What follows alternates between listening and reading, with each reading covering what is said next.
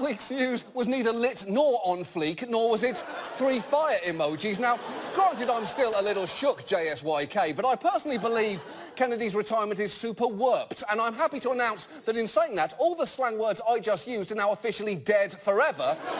And that includes warped, a term that doesn't even exist, but which I've preemptively ruined just in case.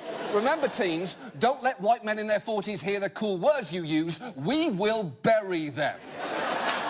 So look, the big question here is, who is going to replace Kennedy? And the administration has made their plans pretty clear, with Mike Pence tweeting, "Thank you to Justice Anthony Kennedy for your long career of service. Trump will nominate a strong conservative in the tradition of the late Justice Scalia," which is a little weird. You don't generally stand up at someone's retirement party and say, "Thank you for everything you did for this company, Robert, and rest assured that we will replace you with someone exactly like that other guy who used to work here that we always liked much more than you." And Trump already has a list of potential nominees assembled with the help of the Conservative Federalist Society, whose vice president seems pretty confident in their choices. Is there a leading contender for you? No, there's not. Really not? No, the list is really good. They're not in order? You're just saying... No. You can throw a dart at that list, and in my view, you'd be fine. Well, you're in luck on that one, because that will almost definitely be this president's entire decision-making process. And there's also a non-zero chance he could just hit Mike Pence and call it a day. And given all of this, it is understandable that Democrats are now desperately trying to game out arguments that would let them obstruct or delay Trump's nomination. They've appealed to Mitch McConnell's sense of fairness and consistency by pointing out that he refused to confirm Merrick Garland before a major election. The problem there is that McConnell couldn't give a flying fuck about fairness or consistency, meaning some Democrats have now been forced to move on to Plan B. The President of the United States right now is a subject of an ongoing criminal investigation, an investigation that every member of this committee knows could end up before the Supreme Court. I believe that this committee should or can in good do not believe that this committee should or can in good conscience consider a nominee put forward by this president until that investigation is concluded. OK, so merits of that argument aside, there is a fundamental problem there, and that is that Republicans have 51 seats in the Senate, and they need 51 votes to confirm the new justice. So unless Democrats can convince their entire party to oppose the nomination and persuade a number of Republicans over to their side, they are shit out of luck, meaning it's time for Democrats' favourite game, hope Susan Collins flips and be disappointed when she doesn't! It's America's most depressing game show.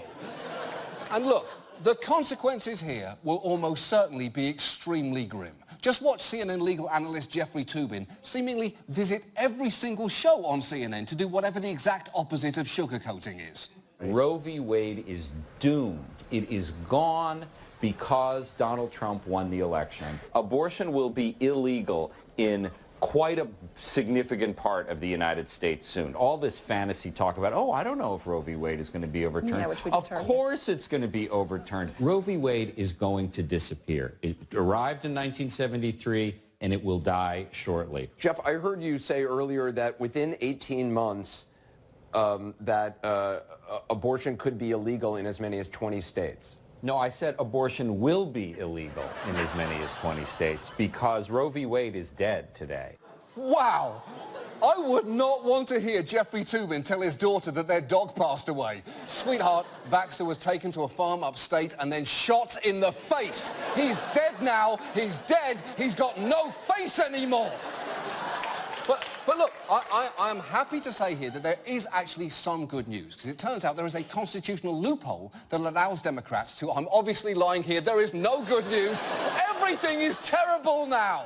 And look, barring some massive screw-up from Trump, the only thing anyone can really do now is vote. And there are actually two key elections you should really try and vote in. One in 2016 and one in 2014, because that is what got us into this mess. So I want you to go and find a medium-sized cardboard box right now. Take a pen and write "Time Machine" on the side of it.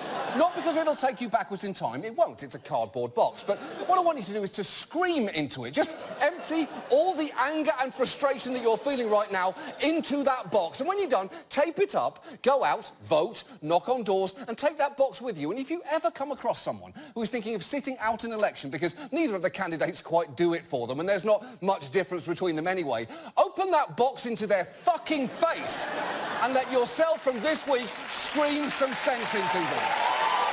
And now, this.